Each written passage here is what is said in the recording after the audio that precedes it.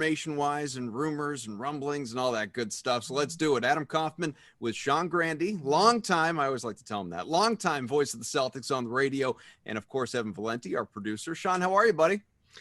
Every time my heart springs when I hear long-time voice, because I know what it means. I know what all of you are saying. I know what it's all about. Oh, yeah, I used to listen to you when I was in high school or when I was in – I get it. It's all code for the same thing. I understand. Well, speaking of you being around for a long time, you've been around just a tidbit longer than, of course, the head coach of this team, Brad Stevens, good friend of yours, who today, as I'm sure you know, it's his birthday. 44 years young, still looks almost as young as he did when he got the job way back when he was – I think toward the end of year 36 of his rotations on the Earth here, rotations around the sun. What do you get Brad Stevens for his birthday? What did you get Brad Stevens? Well, last night he didn't need any kind of gift because last night he did a fundraiser with Pete Buttigieg. Yeah. Last night. I think I said something like I was disappointed they didn't ask me to write the jokes for that. Like, two guys, you need a strobe light to make it look like they're moving.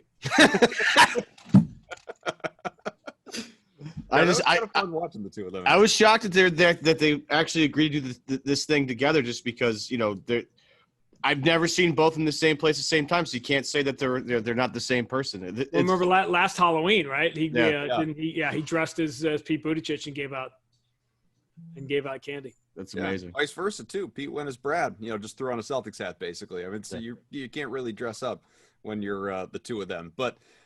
I mean, can you believe it's been this long already? He's getting ready for his 8th season in Boston. In some ways, it sort of feels like he just got here. In other ways, especially when you look at Doc's tenure in LA and now that he's off to Philadelphia, it feels like an eternity. And he's what, 3rd or 4th now on the list, like the longest tenured coaches now. And right. he was in the top 10 very quickly.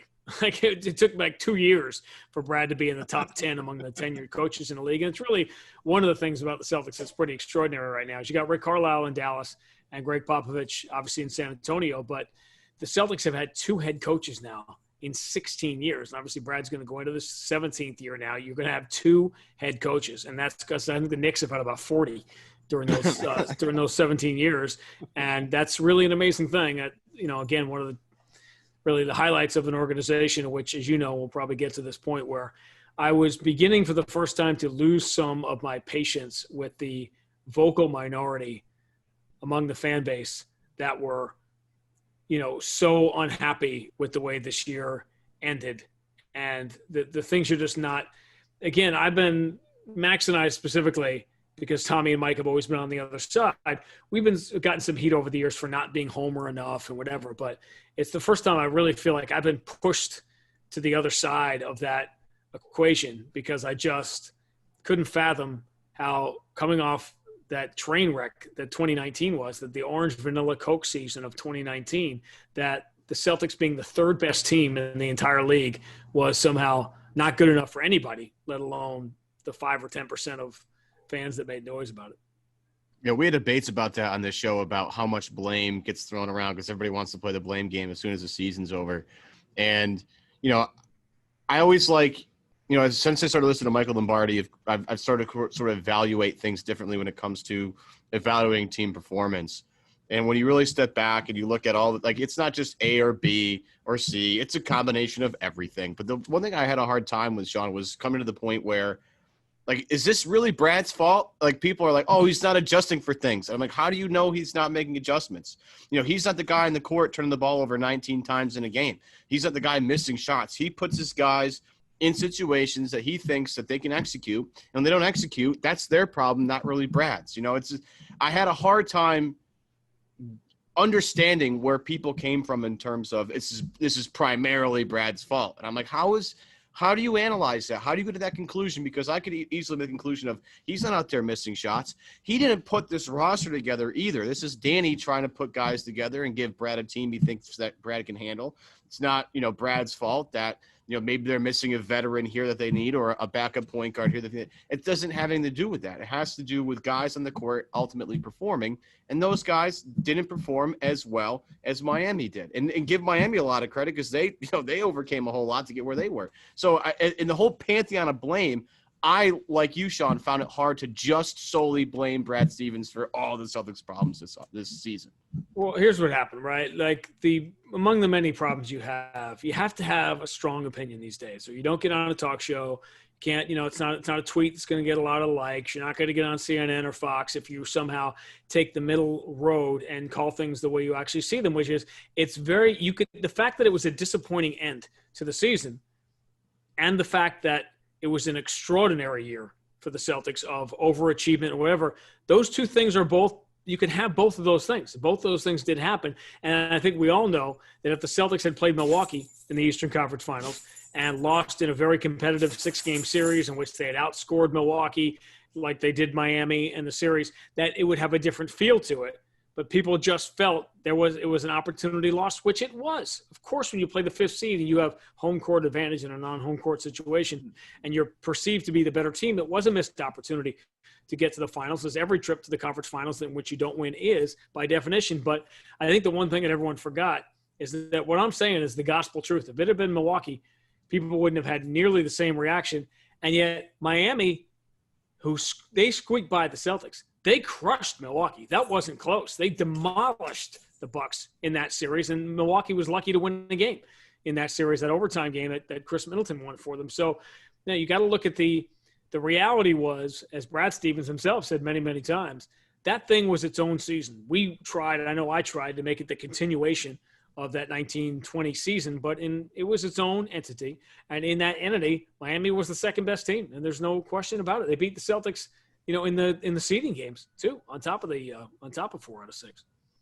Well, so now obviously we need to look ahead, and this is what the offseason is going to be, as it always is. When you don't win a championship, it's how do you fix the team? And I don't think this is a team that needs a whole lot of fixing. It's certainly not like when the Isaiah Thomas-led group went to the conference finals. Danny Ainge was still thinking, okay, we know we're not there. We know we're not close enough. We need to blow things up in a matter of speaking if we have those opportunities. It's not going to be that kind of offseason, either in terms of personnel movement or in terms of opportunity, unless somebody shakes loose that nobody is talking or thinking about right now.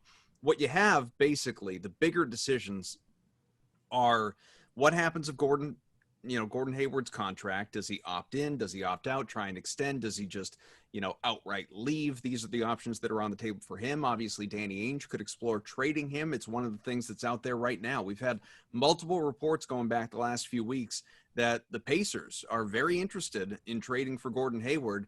As we know, Indiana native, started Butler. Maybe it's something in terms of a homecoming that he would actually be open to. I have no idea. Does it make sense, though, when you start to hear about Miles Turner, Victor Oladipo, things like that, in terms of making a deal work? Is this the type of thing that Danny Ainge would seriously look at and would make sense? Well, Danny Ainge looks at everything. I mean, he always has, and he's certainly not going to be hesitant to pull the trigger on something big if he thinks it's going to improve the Celtics. But people, the answer to the question, the number one answer to the question is, what's the single biggest area the Celtics can improve in to make the jump, to close the gap or whatever, to take what happened this year, this amazing year, and push it even farther? The answer is health. That's the obvious answer. And, the fact that Gordon Hayward hasn't had a healthy year. He's been very, this last year, he was really, really good when he was healthy, but he wasn't healthy for a lot of the year. Kemba Walker wasn't completely healthy for a lot of the year. So I think I get why it's the number one topic, and we have a few months to fill, right, of trading all these draft picks up to move up in the draft and take somebody that we like at number 8 or number 7. That's all fun to do. I get it. But this is the danger of being an elite team, right? This is the danger of being the third best team out of 30, is that it's not easy to improve from 3, but it's pretty easy to drop back down from 3 if you make the wrong move and you make a mistake. I don't think, to me, it's hard to envision a scenario where Gordon does not opt in unless he wants to do some team friendly, type deal.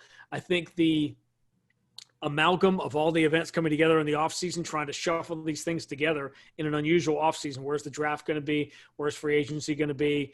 Things are sort of changing on the fly, as everything is. Like, for example, when we're going to ever have games again, things that change every day is going to make this especially difficult, and to me, even riskier to make major changes when we don't have our footing as to what the salary cap is going to be going forward. How much revenue damage was done and is going to be done to the league here over this, let's call it a 2-season thing, right? Because obviously last season was affected. Clearly next season is going to be affected in terms of revenue. How's all that going to shake out, in terms of the cap and what the Celtics will even be able to do? Obviously they're going to have that mid-level exception, but, not much else to add to it. Yeah, go ahead, Adam. No, please. Well, this Gordon Hayward situation is interesting, and it's funny that you mentioned the salary cap, how it's going to change, and Ryan Bernardoni did a great thing with John Corrales the other day about how that $34.2 million number really isn't $34.2 million when you consider the salary cap's going down, and Gordon's number is directly related to the BRI and how much the players get accepted. It's a convoluted process that I don't fully understand. That's why I listen to Ryan and other guys like Ryan to explain it to me like I'm 5, because I don't. I think we define great differently. If you said you did a great thing the other day, I mean that's that's a good point. It's putting a lot on and breaking down the. Well, we are in the middle of a pandemic, so for me, it doesn't take much for things to be great. For me to change my understanding of a certain topic would be, in my opinion, somewhat great. But it does help because everybody. This is the biggest topic that anybody has is what does Gordon Hayward do? Does he take that, lock in that extension where he might lose some this year, right? Because he isn't going to get that $34.2 million, but he gives himself that long-term security. In your conversations with him and Danny and Brad, is that something they would look into, in your opinion? Would they look into maybe, bringing Gordon Hayward back as a guy past this year? Do you think they're looking that far down the road? Or are they more like a year-by-year thing with Gordon, considering his health and his history of just being snake bitten in the past with the Celtics? Well, I think you have to. And again, it's to go back to the Doc Rivers, what used to be the most famous Doc Rivers quote. It isn't anymore because he has one that will now live for the ages. But right. The Doc Rivers quote about the number one ability in a player is availability, right? And as good as Gordon Hayward has been, you have to ask yourself, there's great questions when you look at a player who has been injury prone or whatever you want to say, Romeo Langford or whatever. Is that bad luck or is that a trend? Because we tend to say players that have been hurt always tend to get hurt. That isn't always true. Paul Molitor is a great case of a player who was injured early in his career. People started to write him off as a guy that wasn't going to be a very good player because he's always going to be hurt. And then he was very healthy in the second half of his career and had a Hall of Fame career. So you don't really know. I think all things being equal, as anxious as willing as Danny is, and as willing to look at anything, I think, again, you got to be pretty careful with this group that you have, because not only do you have Gordon Hayward and Kemba Walker as all-star veteran players who play at an elite level, you also have the mentality that they both bring, which is they have been the best player on a decent team, bad team, first-round playoff team. They've been that guy, and now they want to win. So you're bringing all-star caliber players, folding them into an environment where if it's Jaylen Brown's night or it's Jason Tatum's night, they're fine with that. They are good with that as long as they win. And so I bring it up only because we tend to focus on what everybody brings from a basketball standpoint and ignore what makes championship caliber teams and how the pieces fit together. And that in 2019, everybody couldn't – the number one sentiment among Celtic fans, you guys know this perfectly well because you talk to them and you deal with them and you read what they have to say and you hear what they have to say, is just give me a team I can root for. I hated this team so much in 2019. Please just give me a team I can root for that's competitive every night. And what did you get?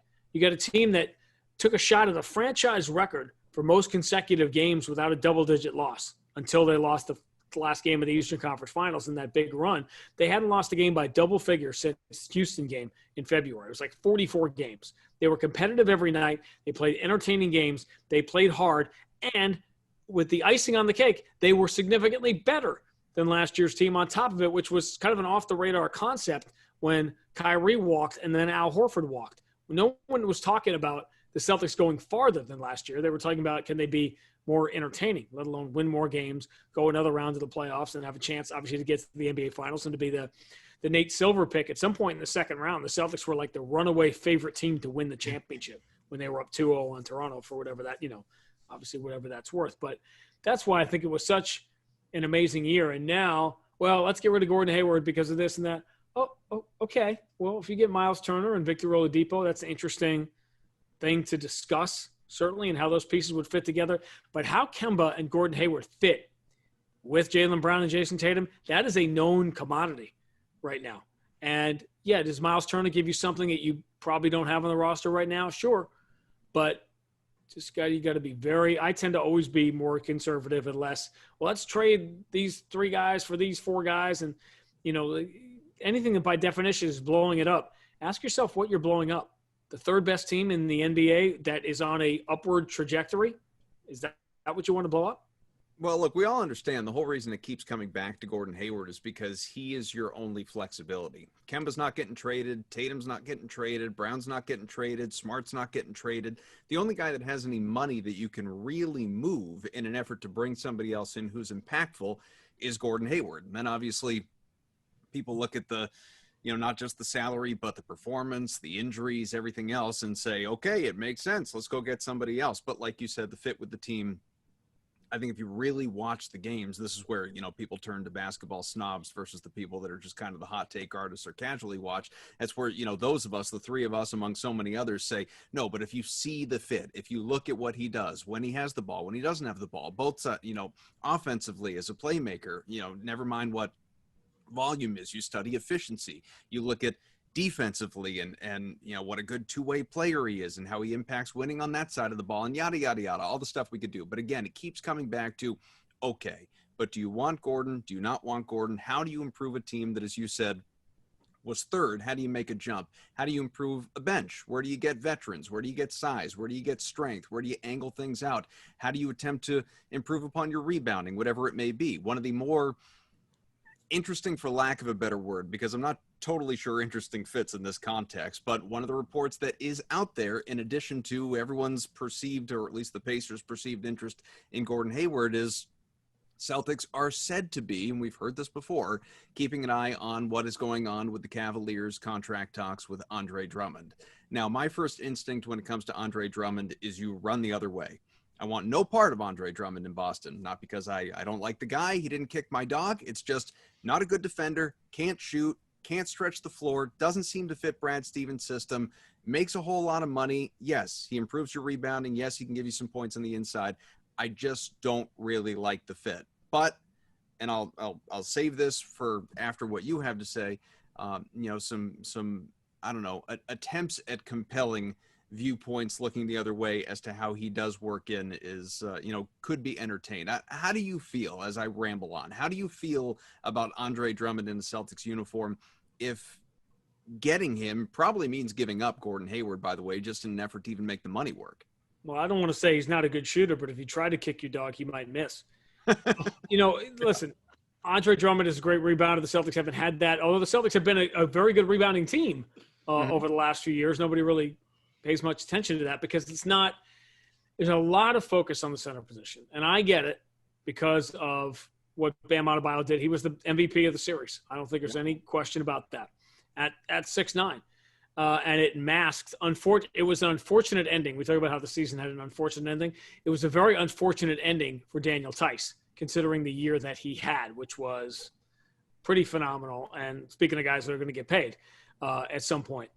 And again, it's one of those things like, are you upgrading? Is Andre Drummond an upgrade from Daniel Tice? Well, that really depends on how close you watch the NBA now, because this isn't the NBA of 5 years ago or 10 years ago or 20 years ago. Is Andre Drummond going to give you the defense that Daniel Tice gave you this year, and not just against other bigs, right? That's the old school basketball mentality. But now Daniel Tice is guarding point guards in pick and rolls and things like that. Think about what the NBA game is now. That's how you have to situate your roster. And unfortunately, there are players, and Drummond is sort of one of them, who, like Jahlil Okafor.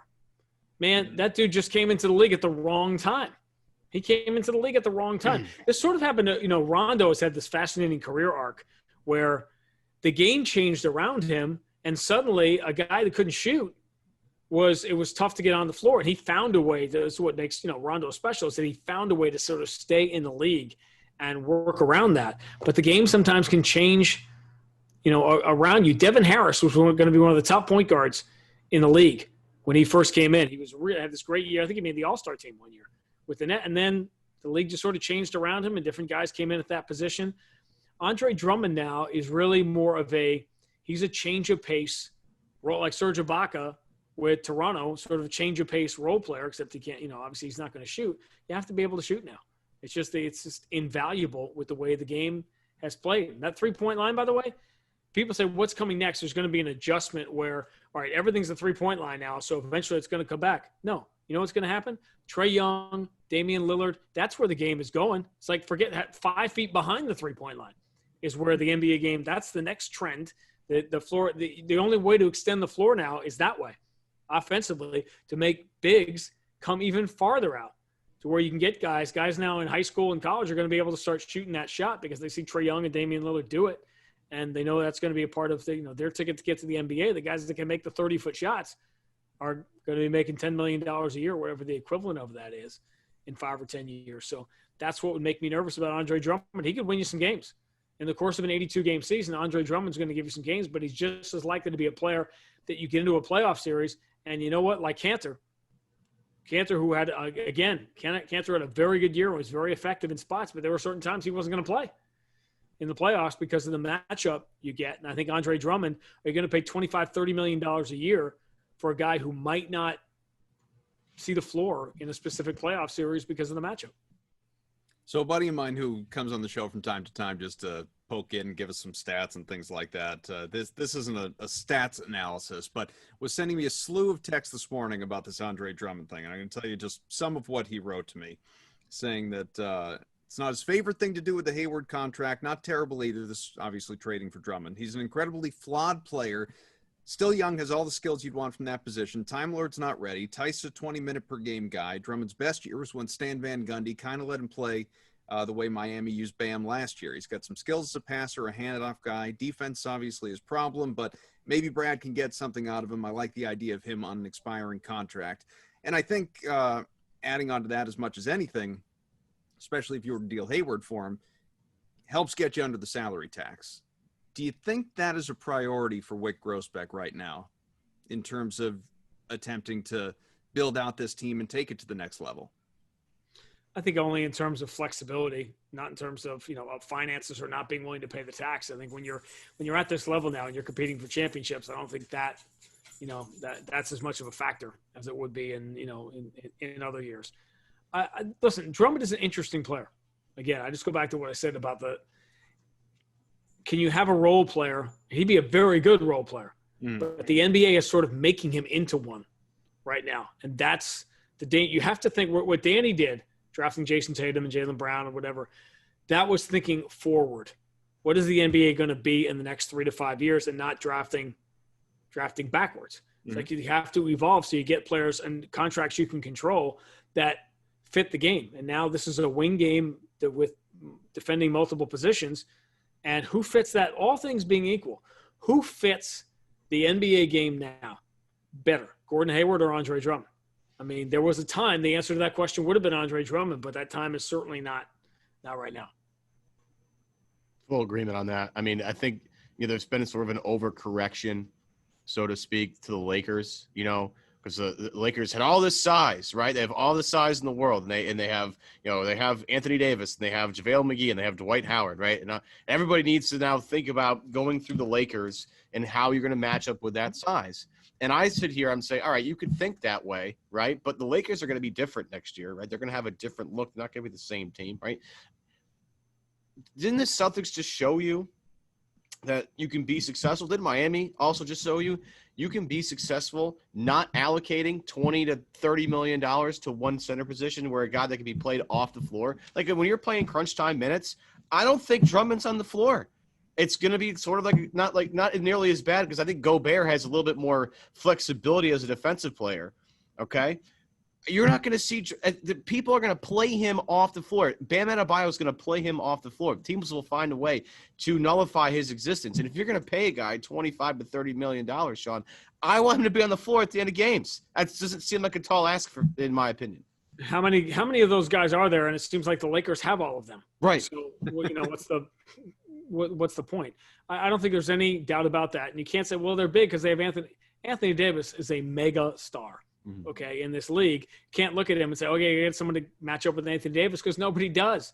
And it was the way the Lakers played. But why don't we look at the 2 Lakers-Celtic games this year? You had one that went down to the wire. out in LA, and then you had the game in Boston in which the Celtics, beat the living daylights out of them after the Lakers used their size in the first 2 minutes to take that 8-0 lead or that 6-0 lead or whatever it was. And you're like, oh my goodness. And then essentially the Celtics ran them off the floor the rest of the night. And that's what a lot of teams would do. And again, I'm not saying here that Miami was going to win the NBA Finals, but I'll say this. There's no way if Miami had the same injuries in the conference finals without Adebayo and Dragic, there's no way that Miami beats the Celtics in the conference finals with those injuries. So it was a foregone conclusion when you took those guys out of the mix that the Lakers were going to win. A lot of things fell right. Listen, LeBron is LeBron. And if you don't understand that, you may not say he's the best player to ever play, but if you don't think he's in that conversation, you're blinded by your dislike for him or whatever, and not understanding the historical context. This is one of the 3 or 4 best players ever to play, period. But they also had some things break for them, which is Miami beating the Celtics, certainly, the Clippers, colossally folding the way they did. And they took it. I think that was so frustrating is that there was an opportunity there for the Celtics. That's what drove people crazy. Mm-hmm. And if all the teams in all the world to take advantage of this bubble season opportunity, it was the Lakers that ended up doing it. Before I ask you another question, where are you at for time? Because I don't want to mess you up. For you, I got another 15 minutes for you. Oh, you're the best. Well, so then everything that you just said, and you can't predict injuries. Obviously, I know Miami would have been more competitive with the Lakers had obviously Dragic and Adebayo not been hampered the way that they were, or downright out as they were for multiple games. But had the Celtics beaten Miami, had they survived the heat, had they emerged and faced the Lakers, how do you think that finals would have gone? It would have been a pretty fascinating series, right? It's like it's easy to say that because the Lakers beat Miami so easily that the Lakers would – I think it would have been a great series. Now, by definition, by what you're talking about, the Celtics would have had to win, come from 3-1 down, win a 7th game, and be pretty beat up by the time you get into it. I'll say this, we're in that Gordon Hayward conversation we had earlier. If Gordon Hayward doesn't get hurt, the Celtics go to the finals, and here's why. Because the Toronto series is not a 7-game series. If Gordon Hayward is in it, Toronto does not win 3 games in that series. And the Celtics, by definition, are not starting behind the 8 ball as they did against Miami, and I'm sure they don't fall down 3-1 if they hadn't gone 7 games with Toronto right before that. So there's a lot of, history once you start pulling threads on it. And, as I've done many times, the best example of that, once you start pulling threads on history, the Celtics draft Robert Swift instead of Al Jefferson, and there's no Kevin Garnett and whatever. So it's a dangerous rabbit hole to climb down. But obviously I think it would have been a very competitive series. And to think that even in a pandemic, with the entire world turned upside down, the Celtics and Lakers still would have found a way to get to the finals against each other would have been one of the great stories of this fascinating sports world that we're in right now. Yeah. Agreed. I want to mention very quickly, football obviously is back, and you might not be at a game this year. Many people are, an increasing number across the country. You can still be in on the action regardless at Bet Online, NFL futures. You got the Chiefs, the defending champs, at plus 375 to repeat and win another Super Bowl. Lamar Jackson's Ravens at plus 600. The Seahawks plus 700. Tom Brady's Buccaneers, who continue to play well, plus 1,000. Packers and Aaron Rodgers as he continues this Bleep You tour, plus 1,200. The Patriots, this number gets better every week, which may just be an indication that the team is getting worse every week. You can look at that however you want. But remember, they haven't been healthy. They haven't been practicing. Things may change pretty soon. Plus 4,000 odds to win the Super Bowl if you want to lay a little coin on that coming out of the AFC and maybe make some noise. BetOnline is going the extra mile to make sure you can get in on everything imaginable this season, from game spreads and totals to, of course, team, player, and coaching props. BetOnline gives you more options to wager than any other place online. You can get in on their season opening bonuses today. Start off wagering to win division, championship futures today as well. All available to you, and soon enough it will be for the NBA as well. So head to BetOnline today and take advantage of all the great sign-up bonuses available to you. BetOnline, your online sportsbook experts.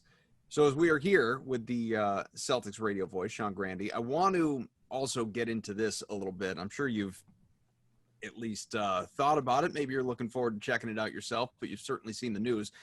for anyone that doesn't know, because you have, as we joke, been in Boston so long, before Boston, Minnesota. And of course, you were calling Timberwolves games back when Kevin Garnett was there the first time and long before he was in Boston. KG announced on Twitter just the other day that he is coming out with a book, KG A to Z, which is described by him as an uncensored encyclopedia of my life, basketball, and everything in between.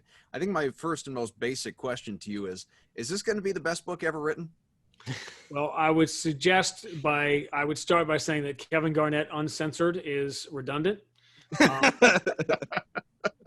and of itself, I'd never, as I told him, I saw him at the night before the Kobe thing. Obviously, KG was at the game. I told him, and we talked for a little bit, and I talked about his number retirement in Boston, which I think we've discussed that concept before. That I just can't fathom that there are people that don't think that his number should go up. That boggles my mind.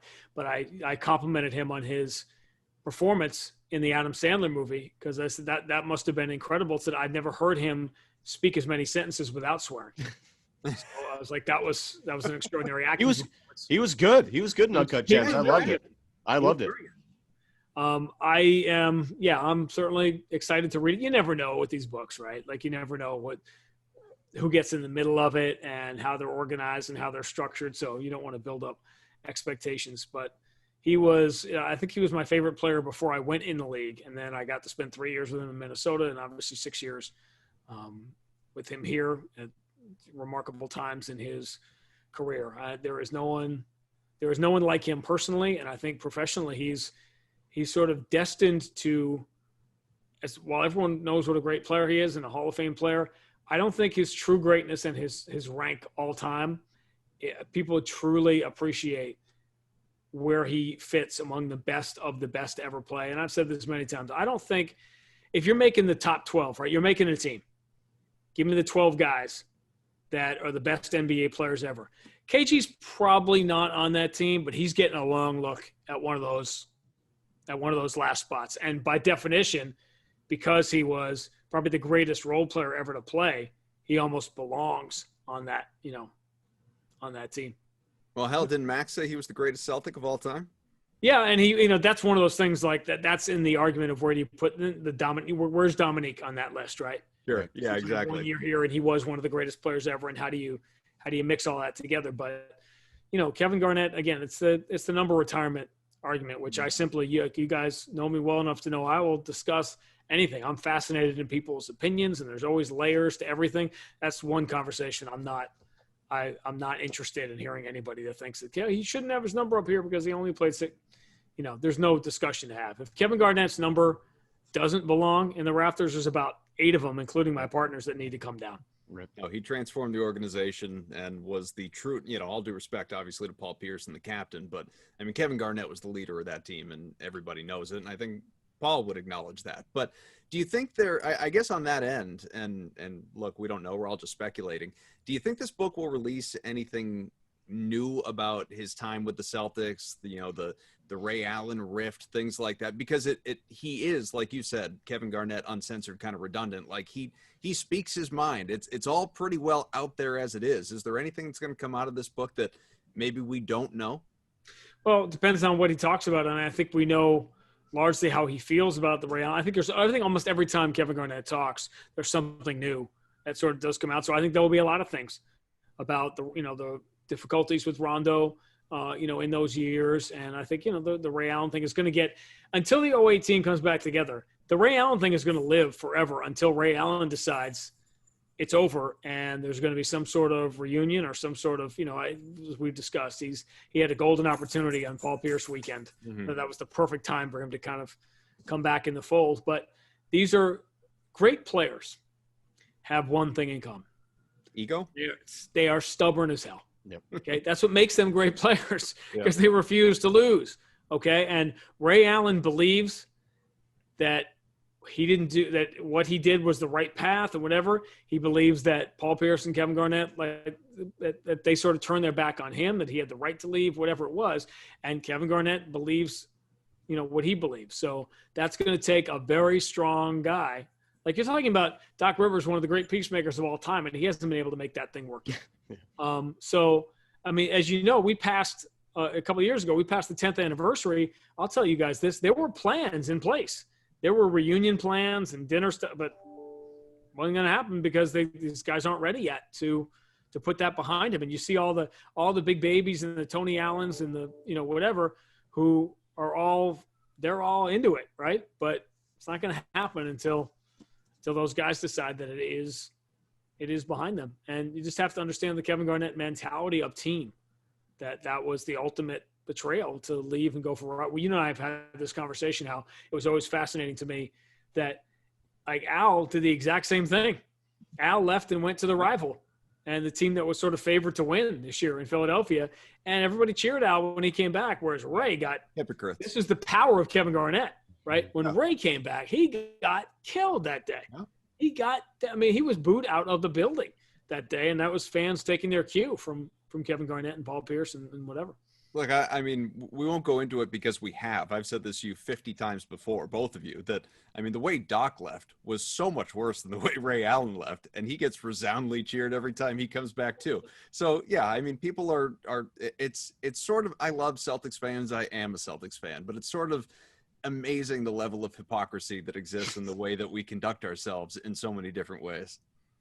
But that's the fun of being a fan, right? I mean, people short for fanatic, right?